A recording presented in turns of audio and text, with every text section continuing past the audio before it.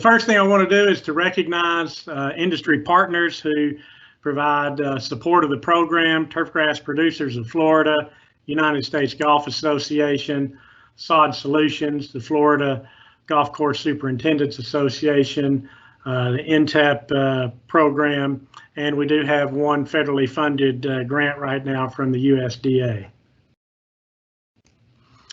So as we go through this, I'm just going to give some kind of quick updates on a few things, along with a few trial updates that you would have seen in person as recently been planted last year.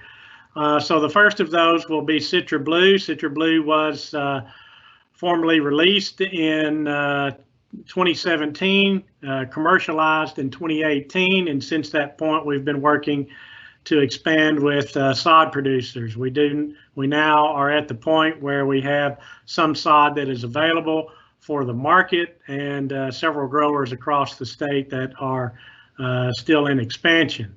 We have around between 400 and 500 acres that have been planted across the state at this point, and we expect to be well over 1,000 acres by this time next year. But I just thought I'd give a quick rundown.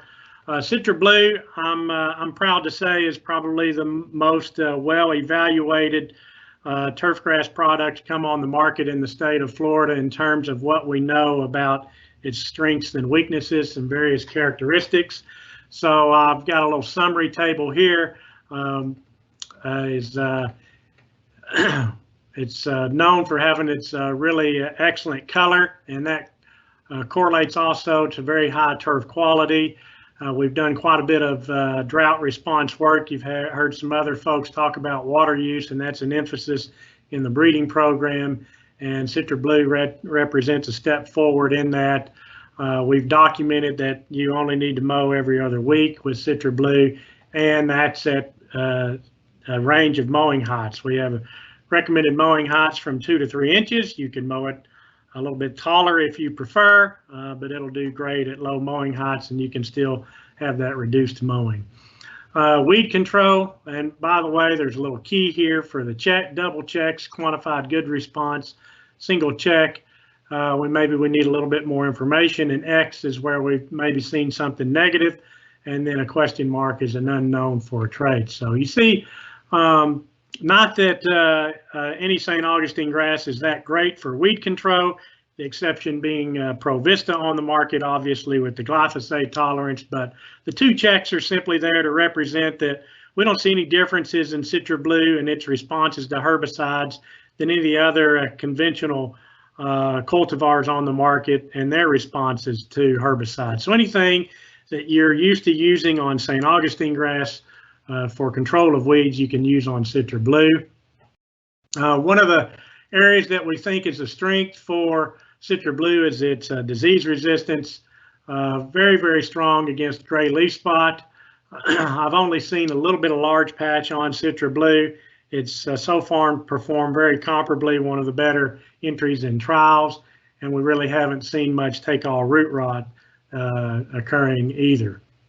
I have an X here for brown patch. So to differentiate, large patch occurs in the fall and brown patch occurs in the summer. They are both caused by strains of Rhizoctonia, but they are different diseases. Now we have seen a little bit of brown patch in the summer on Citra Blue. They weren't at excessive levels.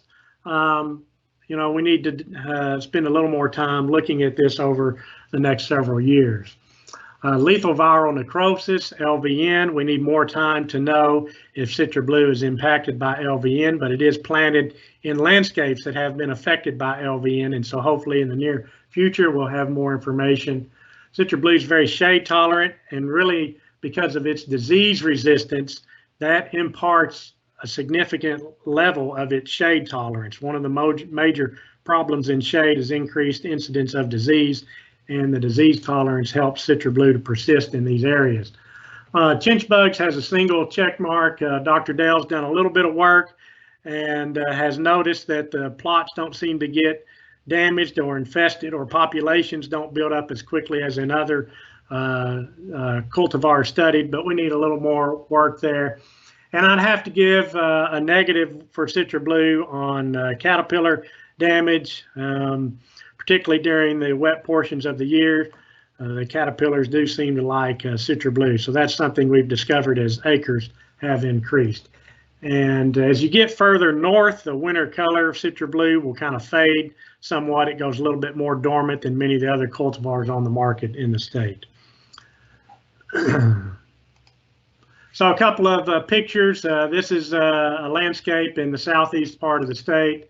This is in the central part of the state, a very shady landscape.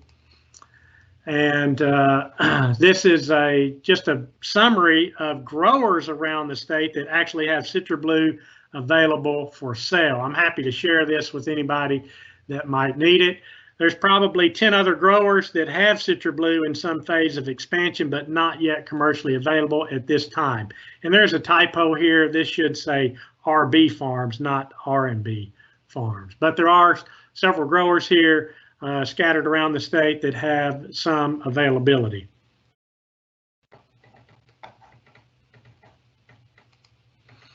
Okay, so I'm going to quickly go through some trials. We have several projects funded by the Florida Golf Course Superintendents Association, trials located around the state, and this involves Bermudagrass and Zoysiagrass fairway and putting green trials. This is a new Bermudagrass fairway trial that was planted in 2019. Showed this at last year's field day. The plots weren't quite grown in. So this is just a quick look at some turf quality evaluated through 2020. And also some disease ratings, both rated at 1 to 9, where 9 is either perfect quality or no disease, and 1 would be a dead plot for poor turf quality or disease. So you're looking for high bars for both of these traits, and it's sorted based on turf quality. So one of our experimentals, FB 1630, looks very promising. It's done well in some other trials, competing well against all the commercial cultivars.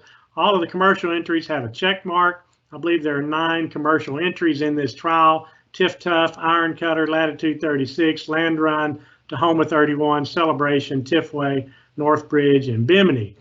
And we have another group here of our experimentals that are also performing very well. I'm excited by some of these experimental lines that we have in the program, and we're trying to work with some sod growers to see how they perform, and we can expand a little bit. On the Zoysiagrass side, again, you see all of these experimentals. The one commercial entry is Xeon. Again, we have turf quality and disease. And this disease was a combination of bipolaris and dollar spot. And you see that Xeon has amongst the poorest turf quality and also some of the poorest disease ratings amongst all of these entries. We have several experimental lines that are performing quite well. And I want to point out FAES 1307. This is one of a group of Zoysiagrasses that we released a couple of years ago, and this one will be commercialized as Citra Zoy. So this is a new commercialization. We're just now working to get this in the hands of some sod growers around the state. Honestly, I think it'll be a couple of years before anybody is purchasing and installing Citra Zoy in landscapes. But you see that in this new trial, Citra Zoy is performing very well for both quality and disease ratings. And here's a couple of landscape planted in Citra Zoy. This is in southeast Florida. We know Citra Zoy has better winter color retention, better shade tolerance, and less incidence of large patch compared to Empire. It offers a new product in Zoysiagrass for the Florida market. It has a finer texture. It's not a fairway. It's not what I would refer to as a strong fairway grass in terms of its fineness, but it offers a unique and new product for the Florida market. And so these are some Zoysiagrass putting green information here. This is the putting green trial over here. There are 2 commercial entries, Diamond and Laser. And again, this was planted in 2019, just grew in this year. Diamond, you see, so these that have really good turf quality are those that grew in the fastest. I expect over time we'll see some of these change. Laser has been a little bit slower to grow in. As it matures, it's going to move to the left on this graph over time. So we need more time to watch these entries and see how they perform in the long run. But we do have a few Zoysiagrass entries that are very fine, able to persist at putting green heights and have grown in very well and look like they're doing good so far.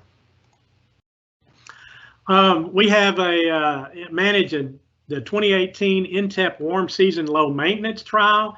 It has several different species. Generally, an NTEP trial will have one species. I believe Dr. Scavon mentioned earlier a warm season drought trial with different species, and this trial also has different species. The actual entries in the trial include Bermudagrass, buffalo grass, and Zoysiagrass. We included some Bahia grass, carpet grass, Sporobulus, and St. Augustine grass as local entries. And these are turf quality ratings that have been collected over the past year.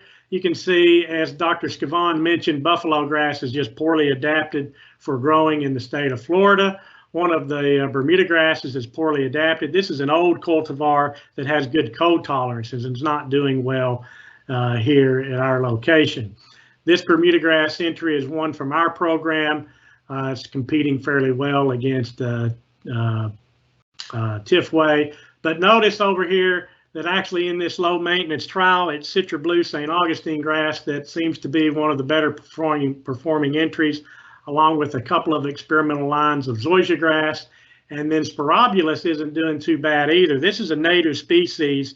You'll find it growing in the salt marshes around the state, and actually looks quite a bit like Bermuda grass, something that I've been interested in for quite a while, and it's nice to see it doing well.